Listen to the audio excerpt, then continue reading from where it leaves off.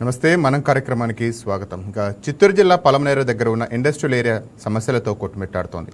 సమస్యల వల్ల industrial area దాదాపు 50% మూసివేసి వెళ్లిపోయారు. 2001లో ఏపీఐఐసి ఆధ్వర్యంలో దాదాపు 200 కుటుంబాలకు జీవనాధారంగా ఏర్పాటు చేసిన ఇండస్ట్రియల్ ఏరియాలో ఇప్పుడు అనేక సమస్యలు ఉన్నాయని ఇక్కడ వారు ఆవేదన వ్యక్తం చేస్తున్నారు. రోడ్లు సరిగా లేకపోవడం, డ్రైనేజీ లేకపోవడం, ప్రభుత్వం నుంచి సబ్సిడీ రాకపోవడం, కరెంటు అధికంగా పెంచడం, ఈ సమస్యలతో సతమతం అవుతున్నామని చెప్తున్నారు.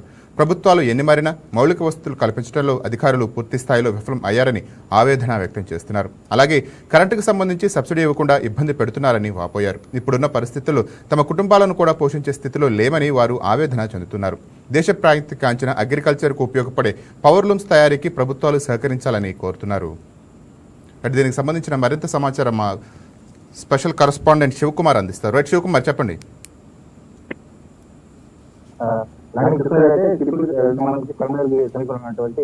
ఇండస్ట్రియల్ ఏరియా ఏర్పాటు చేయడం జరిగింది. దాదాపుగా 200 కుటుంబాలకు సంబంధించి పూర్తి స్థాయిలో జీవన ఉపాధి కోసం అని చెప్పేసి ఇండస్ట్రియల్ ఏరియా అయితే ఏర్పాటు చేయడం జరిగింది. మరి ఏర్పాటు చేసిన తర్వాత పూర్తి స్థాయిలో దానికి సంబంధించి ఇండస్ట్రీలో అనేకమైనటువంటి రూమ్స్ కావచ్చు, లేకపోతే రకరకాలైనటువంటి ఇండస్ట్రియల్ నడిపించేవారు. అక్కడ అంటే కొన్ని కుటుంబాలు అయితే దానిపైన ఆధారపడి పూర్తి స్థాయిలో జీవన ఉపాధి చేసుకునేవారు. మరి అక్కడ చూసినట్లయితే ఇప్పుడు పూర్తి స్థాయిలో ఎక్కడ చూసినా కూడా మౌలిక వసతులు లేకుండా పూర్తి స్థాయిలో ఇండస్ట్రియల్ మూసేపడితే మనం చూస్తున్నాం. అంటే పూర్తిగా ప్రభుత్వం నుంచి కావాల్సినటువంటి సబ్సిడీ కావచ్చు, లేకపోతే వాళ్ళ సౌకర్యాలు కావచ్చు, అన్ని కూడా ఈ వివరంలో ప్రభుత్వాలు అయితే పూర్తిగా విఫలమైపోయాయి. అక్కడ దాదాపుగా 200 ఇండస్ట్రీలు ఉన్నటువంటి తరుణంలో ఇప్పుడు చూసుకున్నట్లయితే అక్కడ చాలా ఇండస్ట్రీలు అయితే మూతపడ్డాయి. అంటే కనీస మూసేసినటువంటి ఇండస్ట్రీలను కూడా తీసుకెళ్లేసి స్క్రాప్ కూడా వేసేసి కూడా మనం అక్కడ చూస్తున్నారు. అంటే వాళ్ళ మాటలు చెప్పడం ఏంటంటే వాళ్ళ కుటుంబాలు పూర్తి స్థాయిలో దానిపైన ఆధారపడి బతికే తరుణంలో ఈ విధంగా ప్రభుత్వానికి సహకారం లేకపోవడం, ఇంకోటి ఏంటంటే మౌలిక వసతులు కల్పించడం లేకపోవడం, అక్కడ రోడ్లు ఎక్కడ చూసినా పులకరాలు తేలిపోయినాయి. అదేవిధంగా డ్రైనేజీలు పూర్తిగా అయితే మూతపడిపోయినాయి. అంటే ఏ పార్టీ వచ్చినా కూడా వాళ్ళకి సహాయం చేయడంలో పూర్తిగా విఫలమని చెప్పేసి అయితే వాళ్ళు ఆవేదన వ్యక్తం చేస్తున్నారు. మరి ముఖ్యంగా చూసినట్లయితే దీనిపైన ఆధారపడినటువంటి వారు ఇంకా వేరే పని చేసుకోలేకుండా భారాన్ని ఏ విధంగా ముందుకు నడిపించాలని చెప్పేసి ప్రశ్నార్థకంగా మిగిలిపోయారు అని ఎక్కడ చూసుకున్నట్లయితే. మరి ముఖ్యంగా చూసుకున్నట్లయితే పిల్లల్ని చదివించడానికి కూడా ఫీజులు కట్టడానికి వాళ్ళకి స్తోమత లేనటువంటి వాళ్ళైతే ఆవేదన వ్యక్తం చేస్తున్నారు. మరి ప్రభుత్వాలు సహకరించి వాళ్ళకి పూర్తి స్థాయిలో రావాల్సినటువంటి సబ్సిడీ కావచ్చు, కరెంట్ కావచ్చు, అన్ని రకాల వాళ్ళకి తగిన సదుపాయం చేస్తే కానీ ఇండస్ట్రీలు నడిపించే ఆ యోచనలు లేకపోలేదు. మరీ ముఖ్యంగా చూసినట్లయితే ఈ కొత్త ప్రభుత్వం వచ్చిన తర్వాత కొత్తగా ఇండస్ట్రియల్ పార్క్ అయితే ఏర్పాటు చేశారు. అంటే ఇండస్ట్రియల్ పార్క్ ఏర్పాటు చేసిన తర్వాత దానికి కావాల్సినటువంటి మౌలిక వసతులు కావచ్చు అంతా కల్పిస్తున్నారు. కానీ పాతగా ఏర్పాటు చేసినటువంటి ఇండస్ట్రియల్ పూర్తిగా వదిలేసారని చెప్పేసి కూడా వాళ్ళైతే ఆవేదన వ్యక్తం చేస్తున్నారు. మరి దీనికి సంబంధించి పూర్తి స్థాయిలో ఈ పాత ఇండస్ట్రియల్ పట్టించుకోవాలని చెప్పేసి కూడా చెప్తున్నారు. కానీ అక్కడ right, thank you Shivakumar. Right, ఇదే అంశానికి సంబంధించి మనతో పాటు మాట్లాడటానికి శివశంకర్ గారు, కాంగ్రెస్ పార్టీ అధికార ప్రతినిధి మనతో పాటు ఉన్నారు. రైట్, శివశంకర్ గారు నమస్తే అండి. సార్ నమస్తే. సార్ నమస్తే సార్, చెప్పండి. 2021లో 200 కుటుంబాలకు జీవనాధారంగా ఏర్పాటు చేసిన ఇండస్ట్రియల్ ఏరియా ఇప్పుడు ఎందుకు నిరుపయోగంగా మారిపోయిందంటారు? యాక్చువల్లీ నేను కాలేజీ రోజుల్లో మగ్గం 4 మగ్గాలు తోలేది అంటే మంచి ఎక్స్పీరియన్స్ ఉంటేనే 4 మగ్గాలు ఒక మనిషి తోలగలుగుతాడు. Right sir. కాలేజీ రోజుల్లో నేను వచ్చేసి సుమారు 4 సంవత్సరాలు వచ్చేసి మగ్గాలు తోలిన అనుభవం ఉంది. ఎక్కడైతే శివకుమార్ గారు నిల్చొని మాట్లాడుతున్నారో ఆ ఇండస్ట్రీలో నేను మగ్గం తోలిన వ్యక్తిని. నా చదువులు కూడా నేను అక్కడే ముగించుకున్నాను కాబట్టి నాకు చాలా బాగా అనుభవం ఉంది. 4 మగ్గాలు తోలగలుగుతాను నేను. కాబట్టి మెయిన్ అక్కడ ఏమేంటే సార్, ఇండస్ట్రీలు ఒకప్పట్లో చాలా బాగుండేది. అంటే గొప్పగా వాళ్ళకి ఓనర్లకి మంచి లాభాలు వచ్చేటివి, పనోళ్ళు కూడా చాలా బాగా పనిచేసే వాళ్ళు, మంచి ప్రాఫిట్ ఉండేట్లాంటిది. ఇప్పుడు ప్రస్తుతం ఏమేమిందంటే అందరూ ఉన్న మగ్గాలను అమ్ముకొని ఉన్న మగ్గాలను వదిలిపెట్టుకొని వేరే దగ్గర వేరే పనుల్లోకి పోయి బాగుపడతా ఉంటారు. కానీ అక్కడ నమ్ముకున్న వాళ్ళు 20 ఏళ్ళ ముందర ఏ విధంగా ఉండారో ఈ రోజుకి అదే విధంగానే ఉండరు. ఇది ప్రభుత్వం తప్పకుండా ఒక ఇండస్ట్రీని కొద్దిగా ఇంకా డెవలప్మెంట్ చేసుకొని పోవాలా. ఆ ఇండస్ట్రీ డెవలప్మెంట్ కాకుండా ఉంటే దానికి ఏమి మనము కొద్దిగా వీళ్ళు ఏం చెప్తారంటే ముందు ఉండే రేట్లు ఇప్పుడు ఇవ్వట్లేదు. వీళ్ళకి రేట్లు ముందు ఒక మీటర్ ఇంత అనేసి ఓనర్స్ కి ఇస్తారు. వాళ్ళు అక్కడ పనిచేసే వాళ్ళకి ఇంత అని చెప్పి ఒక మీటర్ ఇంత అనేసి మాకు ఇస్తా ఉంటారు అప్పుడు. కాబట్టి ఒక ఆంధ్రప్రదేశ్ రాష్ట్ర అధికార ప్రతినిధిగా, ఇక్కడ ఒక ఎమ్మెల్యే క్యాండిడేట్ గా, ఒక మగ్గం తోలిన వ్యక్తిగా నేను ఇక్కడ ఉన్న వ్యక్తుల గురించి ఇంకా నాకంటే ఎగ్జాంపుల్ ఇంకెవరు లేస్తారు. నేను కూడా ఒకప్పట్లో మగ్గం పెట్టి ఓనర్ గా కావాలని చెప్పి అనుకున్నాన్ని. కానీ వీళ్ళందరినీ చూసి అబ్జర్వ్ చేసి ఈ మగ్గంని నమ్ముకుంటే జీవితంలో బాగుపడము అనే స్థాయికి వచ్చేసినాం మేమందరూ.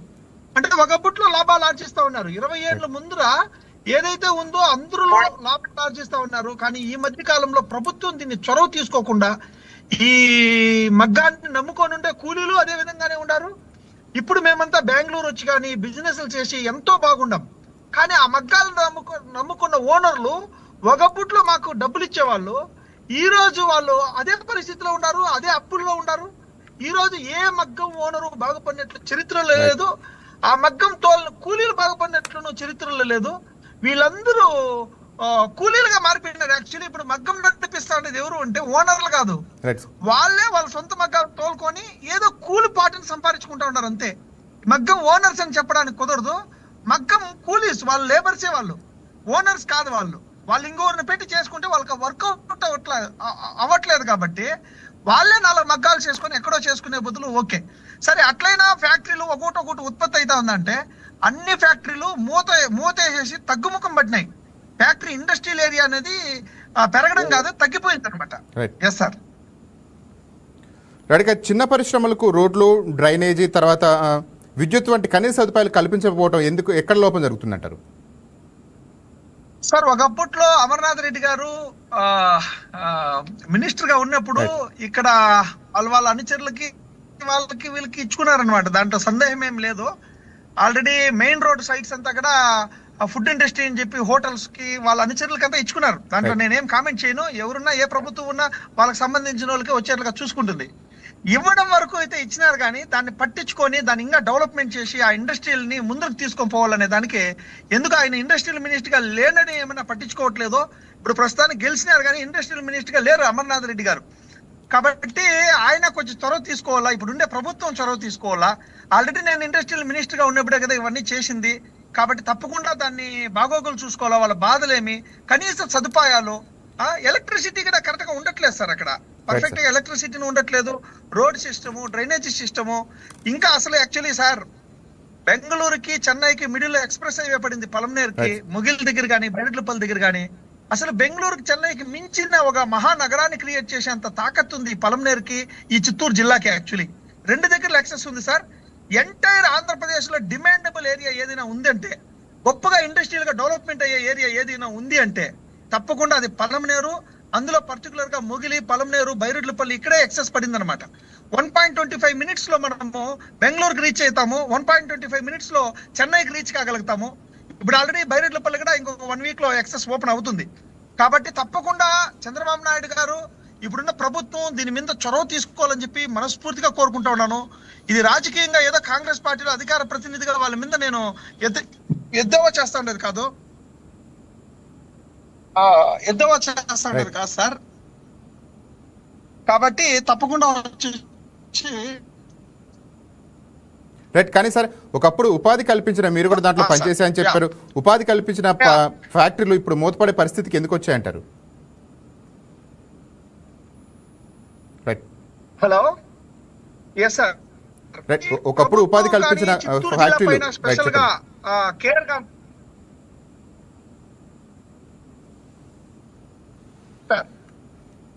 Right sir. ఈ టాపిక్ తో మనతో పాటు మాట్లాడటానికి లక్ష్మణ్ రెడ్డి గారు కూడా మనతో పాటు సిద్ధంగా ఉన్నారు. లక్ష్మణ్ రెడ్డి గారు నమస్తే అండి. సార్ 25 సంవత్సరాలుగా ఉన్న ఇండస్ట్రియల్ క్యారిడార్ కి వస్తువులు ఎందుకు ఇప్పటి వరకు కూడా సమకూర్చలేకపోయారు సార్? సార్ ఇది నేను సెకండ్ జనరేషన్ సార్. మా డాడీ పేరు వెంకటేష్ రెడ్డి, నేను సెకండ్ జనరేషన్. అంటే మా డాడీ తర్వాత నేను సెకండ్ జనరేషన్ ఆ ఫీల్డ్ లో. బట్ ఏమరా అంటే ఇక్కడ ట్యాక్స్, బిల్డింగ్ ట్యాక్స్ వసూలు చేసే అంత కాన్సన్ట్రేషన్ ఉండే అంత డెవలప్మెంట్ పైన కానీ ఇప్పుడు యాక్చువల్లీ బయట స్టేట్స్ నుంచి తమిళనాడు, ఇక్కడ లోకల్ వాళ్ళు కూడా వచ్చి వర్క్ చేస్తాను. రీసెంట్ గా నిన్నలా మొన్న ఒరిస్సా నుంచి ఒక దాదాపు 12 years కి ఇక్కడ పని చేస్తున్నాడు. అంటే మీ పవర్ లూమ్స్ లో 12 years గా పని చేస్తున్నాడు. నిన్న ఆయన చనిపోయినాడు. చనిపోతే యాక్చువల్లీ అసలు ఇక్కడ ఆయనకి అక్కడ వాళ్ళకి ఒరిస్సాకు తీసుకొని పోయి ఒక 1.5 lakh అవుతుంది అనేసి ఎవరు పట్టించుకోలేదు. అంటే కేంద్రం, గవర్నమెంట్ కానీ ఎవరే కానీ. ఇంతకు ముందు దాదాపు ఒక 5 ఏళ్లకు ముందు ఏం చేస్తున్నారంటే నగిరి నుంచి వచ్చి ఇన్సూరెన్స్ చేసుకుంటా అన్నారు. జస్ట్ ఇన్సూరెన్స్ అంటే లక్షల వేలు కాదు, ఒక మనిషికి 80 rupees ఇన్సూరెన్స్ కట్టించుకుంటున్నారు. ఇన్ కేసు ఏదైనా ఎమర్జెన్సీ కేసెస్ లో ఏమైనా చనిపోతే 1 to 2 lakhs వచ్చి ఆ 80 rupees కూడా వచ్చి ముందు కట్టించుకొని వెళ్తున్నారు. ప్రతి ఒక్క ఓనర్ దగ్గర, ప్రతి ఒక్క స్టాఫ్ దగ్గర, పనిచేసే మగ్గమోళ్ళు. మా ఇక్కడ ఒక్కొక్క ఫ్యాక్టరీలో కనీసం అంటే 5 నుంచి 10 మంది పనిచేస్తారు సార్. యావరేజ్ గా దాదాపు 2,000 మంది పని చేస్తా అన్నారు ఎప్పుడు బిఫోర్ కరోనా. 2021 నుంచి దాదాపు 1,500 లూమ్స్ స్క్రాప్ కి వెళ్ళిపోయింది సార్. అర్థమైందా? ఈ రోజు ప్రతి ఒక్క ఓనర్ పైన లోన్స్ ఉన్నాయి, అప్పులు ఉన్నాయి. పన్నోళ్ళకి అంటే అందరికీ ఇప్పుడు యాక్చువల్లీ ఏమరా అంటే కరోనా తర్వాత చాలా ఎఫర్టబుల్ పడింది. ఎందుకు పడిందిరా అంటే మన మోడీ సార్ వచ్చి 2013 బీజేపీ గవర్నమెంట్ వచ్చినాక 2013 ముందు వరకు మనం ఎక్స్పోర్ట్ చేస్తా అంటే ఇక్కడ బంగ్లాదేశ్ కి, నేపాల్ కి ఫ్యాబ్రిక్ అనేది మనం ఎక్స్పోర్ట్ చేస్తా అంటే కలకత్తా నుంచి బంగ్లాదేశ్ పోతా ఉండే. 2013 నుంచి వాళ్ళకి ఎక్కడ బంగ్లాదేశ్ వాళ్ళకి అప్రూవల్ ఇచ్చినారు ఏమి ఎక్స్పోర్ట్ చేసేకి. మళ్ళీ మనకు జిఎస్టీ వచ్చింది, మన ప్రతి ఒక్కదానికి జిఎస్టీ కట్టాలా, వాళ్ళకి వచ్చి ట్యాక్స్ అమౌంట్. అక్కడ రెండోది వచ్చి అక్కడ రేట్ ఆఫ్ లేబర్ అనేది చాలా తక్కువ, 100 రూపాయలకు అక్కడ ముస్లిమ్స్ పనిచేస్తారు. మెయిన్ ఎఫర్టబుల్ అయ్యేది వచ్చి కేంద్ర ప్రభుత్వం వల్ల దాదాపు ఇక్కడ 2,000 మందికి ఇప్పుడు 1,500 మందికి దాదాపు ఉపాధి కోల్పోయినారు 21 లో. అర్థమైందా? ప్రతి గవర్నమెంట్ ఏమంటుంది, ఎమ్మెల్సీ కంపెనీ రండి, గూగుల్ ఇప్పుడు మొన్న 99 పైసలు నారా లోకేష్ గారు కూడా ఏం చేసినారు, 99 పైసలకి పెద్ద పెద్ద ఇండస్ట్రీస్, ఇక్కడ చిన్న చిన్న ఇండస్ట్రీస్ వాళ్ళకేం సార్ వస్తారు వెళ్తా అంటారు, కనీసం అంటే వాళ్ళది మల్టీ కంపెనీస్ ఎన్నో షేర్ మార్కెట్ లో లిస్ట్ అవుట్ చేసేకి అన్ని ఎన్నో ఆప్షన్ ఉంటాయి. ఇక్కడ వచ్చి ఒక లైఫ్ టైం ఇప్పుడు నాకు కూడా దాదాపు నేను ఒక కంపెనీ బిల్డ్ చేసుకుంటూ 21 లో బిల్డ్ చేసి నాకు ఎంతో డబ్బులు పోయింది. ఈవెన్ ఎవరు వచ్చి ఎవరు హెల్ప్ చేయండి కాదు కదా, ఎవరు ఇదేనింది కూడా లేదు సార్ పొలంనేరులో. మెయిన్ ఇప్పుడు ట్యాక్స్ మటు మార్చ్ 31 వస్తే మొత్తం ట్యాక్స్ కట్టండా, బిల్డింగ్ ట్యాక్స్ కట్టండా అంటారు. డ్రైనేజ్ సిస్టమ్ కానీ, రోడ్లు కానీ, ఏమి కానీ ఎస్టేట్ అనేది ఇది లేదు సార్. రైట్ లక్ష్మీరెడ్డి గారు, అదే పాయింట్ మీరు చెప్పండి. ఏపీఐఏసీసీ దాని ఆధ్వర్యంలో ఏర్పాటు చేసినటువంటి ప్రాంతంలో ఇంతవరకు కూడా డ్రైనేజీలు కానీ, రోడ్లు కానీ లేకపోవడానికి బాధ్యత ఎవరిదంటారు? ఎవరు సార్? ఇంకా గవర్నమెంటే ఉంటారు కదా సార్, లేదంటే దాన్ని తగిన అధికారులు, మినిస్టర్లు ఉంటారు కదా సార్. ఏపీఐఏసీకి ఇప్పుడు అదేమి చిన్న ఇదేం కాదు సార్. ఏపీ మొత్తం ప్రతి ఒక సిటీస్ లోని ఏపీఐసి ఇప్పుడు తిరుపతి ఉంది ఎస్టేట్, తిరుపతి ఇండస్ట్రియల్ ఎస్టేట్ ఉంది, మన మదనపల్లి ఇండస్ట్రియల్ ఎస్టేట్ ఉంది, చిత్తూరు ఇండస్ట్రియల్ ఎస్టేట్.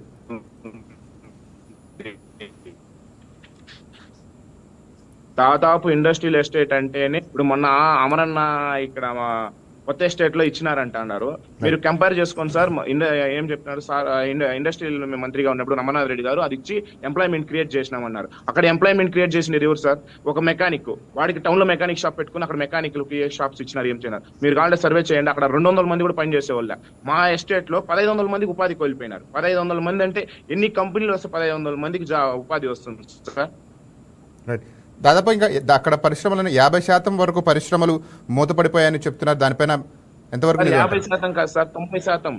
50% కాదు సార్, 90% టోటల్ క్లోజ్ అయింది సార్. ఇప్పుడు కూడా ఎలక్ట్రిసిటీ వాళ్ళు వచ్చి ఇప్పుడు మొన్న కూడా ఇప్పుడు మన చంద్రబాబు గారు ఏం హామీ ఇచ్చినారంటే 500 యూనిట్స్ ఫ్రీగా ఇస్తామన్నారు. చేనేత పవర్ లూమ్స్ కి 500 యూనిట్స్ ఫ్రీగా ఇస్తామన్నారు. దాదాపు 2 years తర్వాత మొన్నేమో స్కీమ్ అమల్లో వచ్చింది. ఆ 500 యూనిట్స్ ఫ్రీగా ఇస్తామని చెప్పేసి సబ్సిడీ తీసేసినారు. మాకు వైఎస్ఆర్ రాజశేఖర రెడ్డి ఉండేటప్పుడు సబ్సిడీ ఇచ్చినారు. ఆ సబ్సిడీ వల్ల ఇన్ని రోజులు సర్వే అయినాం. ఇప్పుడు ఏం చేసినారు ఆయన 500 యూనిట్స్, అది 2 years తర్వాత, గవర్నమెంట్ ఫామ్ అయ్యి 2 years తర్వాత లాస్ట్ ఏప్రిల్ అంటే ప్రీవియస్ మంత్ ఏప్రిల్ కి వచ్చి 500 యూనిట్స్ ఫ్రీగా ఇచ్చినాము అనేసి. అది ఎవరికి రాలేదు సార్. ఒక్కొక్కరికి 2 మీటర్లు 3 మీటర్లు ఉంటుంది. 1 మీటర్ కి మటు 500 యూనిట్స్ ఫ్రీ ఇచ్చేసి మిగతా వాళ్ళకి అంతా దాని ఛార్జెస్ ఎక్కువ వేసినారు. అంటే 1,000 రూపాయలు బిల్లు వచ్చే చోట 2,000 బిల్లు ఇచ్చి 500 యూనిట్లు తగ్గించినాను. 500 దానికి ముందు మాకు సబ్సిడీ మీరు 500 యూనిట్లు ఫ్రీగా విన్నప్పుడు మాకు 1,500 2,000 వస్తాను 1 మీటర్ కి. ఇప్పుడు 2,500 ఇచ్చి 500 యూనిట్స్ ఫ్రీ ఇచ్చి ఏం సార్? ఫ్రీ ఇచ్చినప్పుడు ఏం చేయాలా? ఇంకా కొంచెం తగ్గాలా, కానీ తగ్గలేదు, ఇంకా బిల్లు పెరిగింది సార్. రైట్ శివశంకర్ గారు, మీరు చెప్పండి, చిన్న పరిశ్రమలకు సబ్సిడీ ఇవ్వడానికి ఎందుకు ఆ జాప్యం జరుగుతుందంటారు సార్? సార్ ఇది బ్రదర్ చెప్పినట్లు ఆయనకు తెలియదేమో కానీ వాళ్ళ నాన్న బతుకున్నప్పుడు ఆ ఫ్యాక్టరీలో నేను మగ్గం దోలిన వ్యక్తిని సార్. ఇప్పుడు మాట్లాడుతున్న వ్యక్తి ఫ్యాక్టరీలో నేను మగ్గం దోలుతాను. ఆ బుట్లో ఆయన పెద్ద బాస్ వాళ్ళ డాడీ. కానీ అంత గొప్పగా ఆ టైంలో వైఎస్ రాజశేఖర రెడ్డి గారు ఉన్నారు. అప్పుడు సిరికల్చర్ అని చాలా అద్భుతంగా ఉండింది. అదే విధంగా వీళ్ళ నాన్నగారి కాలంలో పెద్ద పెద్ద ఓనర్స్ వాళ్ళు. ఈ రోజు వీళ్ళంతా మా ముందర క్యాజువల్ పర్సన్స్ సార్. ఎందుకంటే మగ్గాన్ని వదిలేసినాం, మేము మగ్గాలను వదిలేసినాము, మేము ఆ ఇండస్ట్రీని నమ్ముకోలేదు. కాబట్టి మేము ఈ రోజు ఎమ్మెల్యే క్యాండిడేట్ గా పోటీ చేసినాను నేను. అదే ఆ మగ్గాలను నమ్ముకొని ఉంటే బ్రదర్ తో పాటు ఇంకొక 4 ఫ్యాక్టరీలు పెట్టుకొని ఉండే అప్పుల పాలైపోయేవాడిని. కాబట్టి ఈ రోజు చూడండి ఎంత దౌర్భాగ్య స్థితికి ఉంది. దీన్ని గవర్నమెంట్లు పట్టించుకోవట్లేదా? అసలు 90% మూసేసినారు సార్. మగ్గాలు నమ్ముకొని ఉండే వాళ్ళు ఎక్కడెక్కడి ఇంకా వచ్చినారు. సబ్సిడీ వైఎస్ రాజశేఖర రెడ్డి గారు ఉన్నప్పుడు వచ్చేది sir subsidy. YS Rajasekhara Reddy గారి తర్వాత పట్టించుకునే నాదుడు లేదు వీటినన్నిటిని. వీళ్ళు పోతే వాళ్ళు పోతే వీళ్ళు అని చెప్పి ఉండారు. కానీ ఈవెన్ వైఎస్ఆర్సీపీ ఉన్నప్పుడు కూడా ఈ కంపెనీలు ఏం బాగుపడినట్లు లేదు సార్. ఈ చిన్న చిన్న కంపెనీలను ఎప్పుడైతే మనము అభివృద్ధి చేసుకొని వస్తామో సార్, రియల్ ఎస్టేట్ యాక్చువల్లీ ఈ కంపెనీల సంగతి దేవుడికి కానీ ఎప్పుడైతే నల్లగొట్లపల్లిలో ఇండస్ట్రీస్ వచ్చినో బెంగళూరు కంటే ఎక్కువ పెరిగింది సార్. 250 రూపాయలు ఉండింది స్క్వేర్ ఫీట్ వైఎస్ఆర్ జంక్షన్ కానీ ఆ బైపాస్ మొత్తము. సార్ మీరు నమ్మతారా నమ్మరో, ఒకే ఒక్క సంవత్సరం రోజుల్లో 3000 పెరిగింది సార్. 250 రూపాయలు స్క్వేర్ ఫీట్ ఉండేది 3000 ఫర్ స్క్వేర్ ఫీట్. అంటే అసలు ఆ ఇండస్ట్రీ వల్ల వీళ్ళందరూ బాగుపడకపోయిండొచ్చేమో, కానీ అక్కడ భూములు కొన్న వాళ్ళందరూ మా లాంటి వాళ్ళు బాగున్నాం సార్. మా జమీన్ ఉంది అక్కడే, 100 కోట్లు పలుకుతుంది సార్ మా జమీను. తాత ముత్తాతలు ఇంకా ఉండే జమీను మేము ఎంతో కొద్దో గొప్ప తీసుకున్నాం. అంటే ఆ ఇండస్ట్రీస్ వల్ల భూముల వాల్యూ అయితే పెరుగుతా ఉంది కదా, భూముల వాల్యూ పెరుగుతా ఉంది కదా. చూడు అలాంటి ఇండస్ట్రీస్ ని ఇప్పుడు ఇంకెట్లా బైరెడ్లపల్లిలో యాక్సెస్ ఉంది, చెన్నైకి, నెక్స్ట్ బెంగళూరుకి అన్ని మనం ఎక్స్పోర్ట్ చేయొచ్చు. వీళ్ళు బ్రదర్ చెప్పినట్లు చైనా ఎక్స్పోర్ట్ ఉండింది సార్, అప్పుడు చైనాకి ఇతర దేశాలకంతా ఎక్స్పోర్ట్ ఉండింది. ఇప్పుడు ఎందుకో మన భారతదేశం ఇంకా ఎక్స్పోర్ట్ అనేది చాలా తగ్గిపోయింది సార్. అందుకే ఈ కంపెనీలంతా మూచేస్తా ఉంటారు.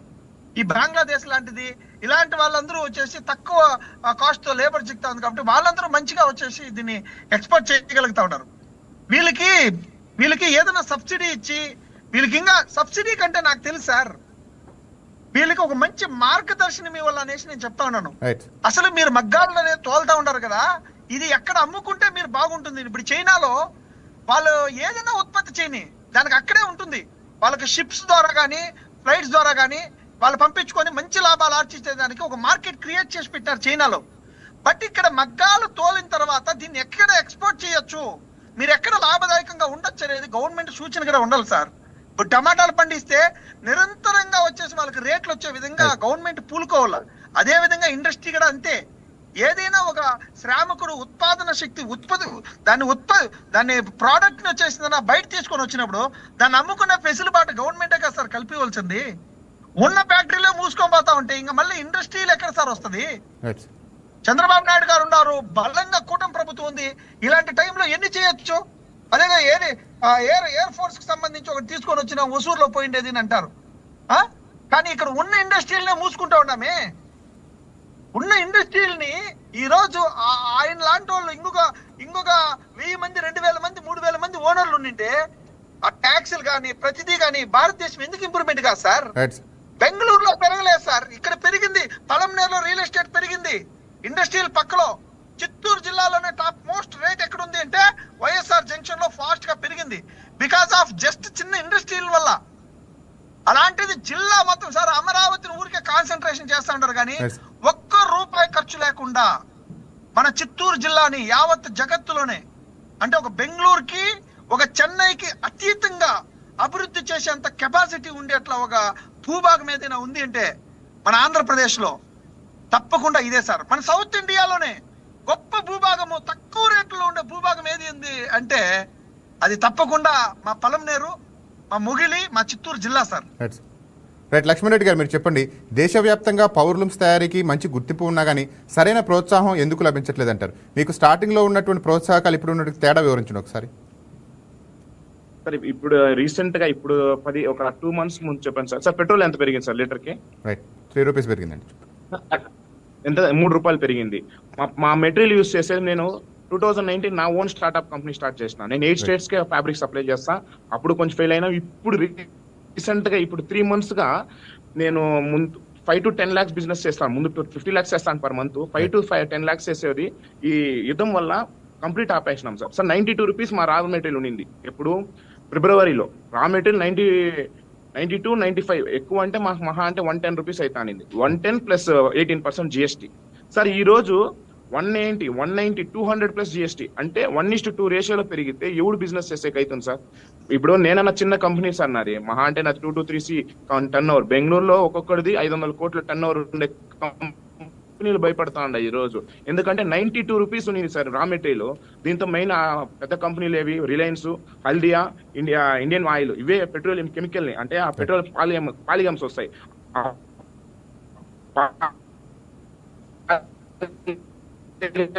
నుంచి యాన్ రెడీ చేస్తాం మేము. ఆ యాన్ మహా అంటే 92 rupees max to max 92 rupees నుంచి 110 రూపీస్, అంటే 15 రూపీస్ డిఫరెన్స్ లో పోతాను. ఇది 15 రూపాయలు డిఫరెన్స్ ఉంటే మాకు ఎప్పుడు లాస్ రాదు సార్, ఎందుకంటే 1 వీక్ వస్తుంది 1 వీక్ పోతుంది, అది యావరేజ్.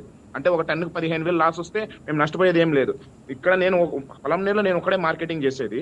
బెంగళూరులో 500 నుంచి 1000 కోట్లు టర్న్ ఓవర్ చేసేది మహా అంటే కనీసం అంటే 20 నుంచి 30 కంపెనీలు ఉన్నాయి. రెండోది సెకండ్ వచ్చి బెంగళూరు మార్కెట్. బెంగళూరు నుంచే కలకత్తా గానీ అస్సాం గానీ, ఇప్పుడు మీరు మగ్గాలు అంటున్నారు sir, this is the one of part of agriculture sir. Agriculture లో పాలి హౌసెస్ గానీ, మన ఫిల్టర్ గానీ, ఇంట్లో టీ వడగట్టే ఫిల్టర్ గానీ, వాటర్ ఫిల్టర్స్ గానీ, different types onion bags sir. Sir ఈ రోజు మీరు అనుకుంటారు సార్ ఆనియన్ బ్యాగ్స్ మనం సూరత్ నుంచి పింక్ కలర్ లో వస్తుంది ఆనియన్ బ్యాగ్స్ కానీ, తెల్లగడ్డల బ్యాగ్ ఉత్పత్తి చేసేది మా పవర్ లూమ్స్ యూనిటే. ఆ ఒక్క బ్యాగ్ కాస్ట్ గానీ ఇప్పుడు ఆ బ్యాగ్స్ రెడీ చేస్తానేది మేము ఎప్పటి నుంచో, ఇప్పుడు కాదు. మేము one of the part of agriculture కూడా మాది వచ్చి 20-30% మాది కూడా మేము సపోర్ట్ చేస్తాం అగ్రికల్చర్స్ కి. అర్థమైందా? ఇది మేము చిన్న స్థాయి వాళ్ళు చేస్తున్నాం కాబట్టి ఆ బ్యాగ్ 5 రూపాయలకి 6 రూపాయలు దొరుకుతుంది. అదే రిలయన్స్, హల్దీ, అదానికి పోయింది అనుకో, అదే బ్యాగ్ 50 రూపాయలు పెట్టుకొని ఉండాలి ఎవరు, రైతులు గానీ ట్రేడర్స్ గానీ. అర్థమైందా? టన్నులు కొనుక్కొని ఆ బ్యాగ్స్ దగ్గర నుంచి మాది మ్యానుఫాక్చరింగ్ చేస్తాం. ఇప్పుడు 92 రూపాయలు ఉండేది 192 రూపాయలు, 100 రూపాయలు ఒక కిలోకి పెరుగుతుందా సార్? ఏ కంపెనీ పెంచుతారా సార్? ఇప్పుడు మేము రా మెటీరియల్ 100 రూపాయలు పెరిగింది సార్. ఏ కేంద్ర ప్రభుత్వం గానీ, ఏ రాష్ట్ర ప్రభుత్వం గానీ 3 రూపాయలు పెట్రోల్ పెరిగితే మటుకు అన్ని ధర్నాలు చేసినారు. మీరు కనుక్కోండి సార్, గూగుల్లో ఉంటుంది, లేక కంపెనీ వాళ్ళు బిల్స్ ఉంటాయి. ఫిబ్రవరిలో 110 రూపీస్ రా మెటీరియల్ ఉండేది 192, 200 ప్లస్ సార్. వేరే బంగారా సార్ అది? 2 రేషియోలు ఎట్లా పెరుగుతుంది సార్? మీరు కావాలంటే కనుక్కోండి, మీడియా ఉంది, మీకు ఉండాలి కదా. ఇప్పుడు గూగుల్ చేయండి, రా మెటీరియల్ పెట్రోలియం కంపెనీలు రా మెటీరియల్ పాలి ప్రతి ఒక్క కవర్ది 92 రూపీస్ నుంచి 200 రూపీస్కి ఎట్లా సార్ రేజ్ అవుతుంది? మహా అంటే యుద్ధం 10 రూపాయలు, 15 రూపాయలు, 20 రూపాయలు, 1:2 రేషియో. పెద్ద కంపెనీలు భయపడతా ఉన్నాయి సార్ బెంగళూరుకి. ఇప్పుడు ఈ దెబ్బ కానీ ఈ ఎఫెక్ట్ కానీ ఇట్లే ఉండి పడిందంటే ఆ 10% అది కూడా క్లోజ్ అయిపోతుంది సార్. 10% అనేది 1% కంపల్సరీ వస్తుంది సార్. Right sir. సార్ ఇద్దరికి డిబేట్లో పాల్గొన్నందుకు థ్యాంక్ యూ సార్, మీ వివరాలు తెలియజేసినందుకు. రైట్ టీవీ అప్డేట్స్ చూస్తూనే ఉండండి. వైకే న్యూస్, తెలుగు వారి గుండె చప్పుడు.